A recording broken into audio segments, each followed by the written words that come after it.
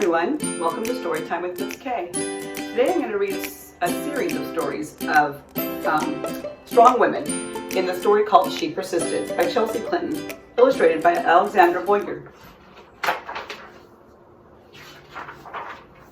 Sometimes being a girl isn't easy.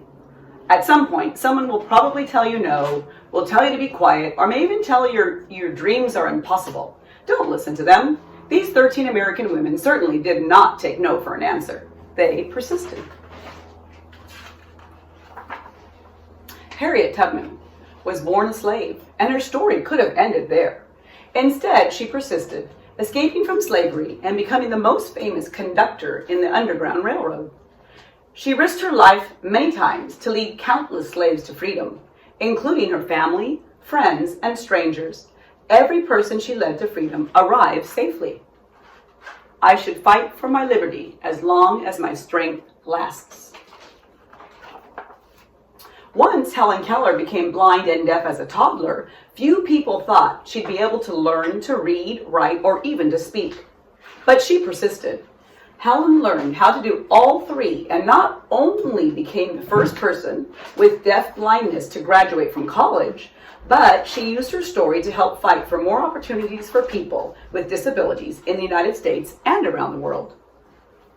One can never consent to creep when one feels an impulse to soar. After her family fled poverty and the threat of violence in Ukraine for a new home in New York City, Clara Lemick got a job working at a garment factory. She wrote that the factory's condition made women into machines, and so she persisted, organizing picket lines and strikes that ultimately helped her win better pay, shorter hours, and safer work conditions for thousands of workers, both men and women. I am one of those who suffers from the abuses described here, and I move that we go on a general strike.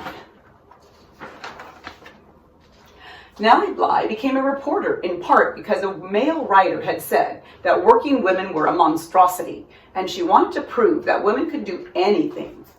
At times, putting her safety at risk, she persisted throughout her career in exposing real monstrosities, pretending to be a sweatshop worker and a patient in a mental hospital to show how badly people were being treated.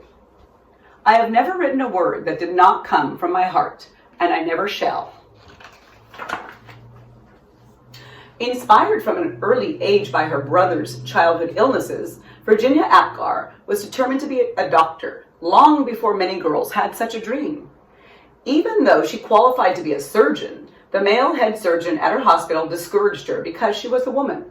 Nevertheless, she persisted, becoming an anesthesiologist and creating the Apgar score to test a newborn baby's health, which hospitals all over the world still use today. Nobody but nobody is going to stop breathing on me. After Maria Tolchev's family moved to California, partly to support Maria's dreams of becoming a dancer, she was teased by students in school for her Native American heritage, and later was encouraged to change her last name to something that sounded Russian, since many professional dancers at that time were from Russia. She persisted, ignoring all the taunting and poor advice, to become the first great American prima ballerina. It never occurred to me to say it hurts to do that. As a 15-year-old riding a bus home from school in Montgomery, Alabama, Claudette Colvin was expected to give up her seat to a white woman just because she was African American. In her refusal to get up, she persisted in taking a stand for what's right, helping to inspire Rosa Parks to make the same choice 9 months later, an act many point to as starting the modern civil rights movement. I knew then, and I know now, that when it comes to justice, there is no easy way to get it. You can't sugarcoat it. You have to take a stand and say, that is not right. When Ruby Bridges was in kindergarten, many schools across America, particularly in the South, still refused African American students their equal right to an education. Ruby wouldn't be treated like a second-class citizen, and she persisted, walking for weeks past angry, hateful protesters to integrate an all-white elementary school in New Orleans. That fateful walk to school began a journey, and we all must work together, continue to move forward. As the first woman to serve as both a U.S. representative and a U.S. senator, Margaret Chase Smith could have let the fact alone be her legacy. Instead, she persisted in championing women's rights and more opportunities for women in the military, standing up for free speech and supporting space exploration. The head of NASA once noted that we wouldn't have put a man on the moon without Margaret. The right way is not always the popular and easy way. Standing for right when it's unpopular is a true test of moral character. Sally Ride always believed women could succeed in math and science careers.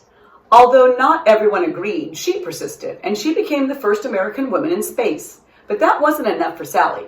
She traveled into space once more and then created science and engineer programs specifically for girls so she could help a generation of young women achieve their dreams, both on Earth and in outer space.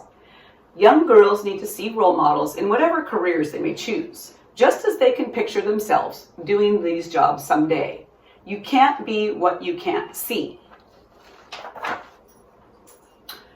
When as a kid, Florence Griffith Joyner visited her father in the Mojave Desert, he would urge her to run faster and faster, to run as fast as a jackrabbit.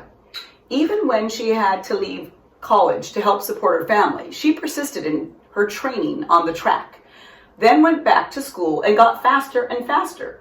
Her unbroken world record in the 100-meter and 200-meter sprint set in the 1988 Summer Olympics means she is still the fastest woman ever.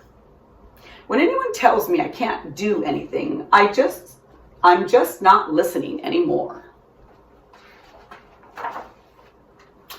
Oprah Winfrey's grandmother expected Oprah to follow in her footsteps and become a maid. Oprah knew, even as a little girl, that her dreams would take her somewhere else. She persisted in turning those dreams into reality and became a media superstar, working in movies, books, magazines, theater, and most of all, television, where the Oprah Winfrey Show remained one of the highest rated talk shows ever. The biggest adventure you can ever take is to live the life of your dreams. Watching fictional judges on television inspired Sonia Sotomayor to want to become a real-life judge when she grew up. She knew she'd have to speak English as well as she spoke Spanish, study hard in school, and manage her diabetes before she could one day wear a judge's robe with a gavel in her hand. She persisted, eventually becoming a Supreme Court justice and the first ever Latina to sit on America's highest court. I have never had to face anything that could overwhelm the native optimism and stubborn perseverance I was blessed with. So if anyone ever tells you no, if anyone ever says your voice isn't important or your dreams are too big, remember these women. They persisted, and so should you. I hope you enjoyed the story.